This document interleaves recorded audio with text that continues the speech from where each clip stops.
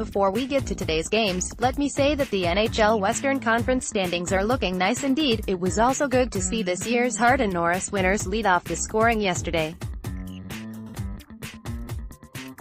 In closely related news, enjoy this thread about Peter Chiarelli, who traded last year's MVP for a cromulentish second-pairing defenseman, and has many more where that came from. Anyway, to the NFL, Kansas City, -3, over Team Trump. Barnwell had a great piece recently about how even the best organizations have had to catch major breaks to get where they are.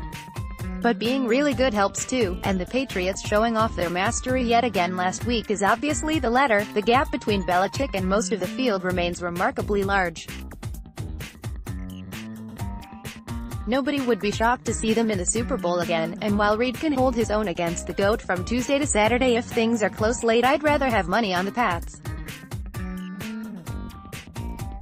Still, there's a difference between beating an exhausted team that showed the same defensive scheme it had been using for weeks and was all out of ideas when it became immediately obvious that the Pats had it solved, and going into Arrowhead and beating a deep offense led by the presumptive MVP.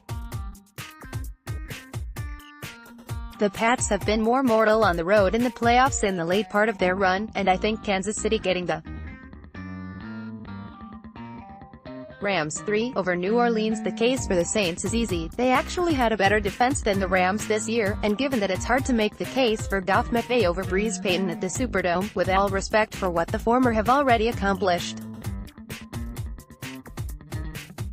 What could be the wild card is that the Rams obviously have more talent on defense than their mediocre results.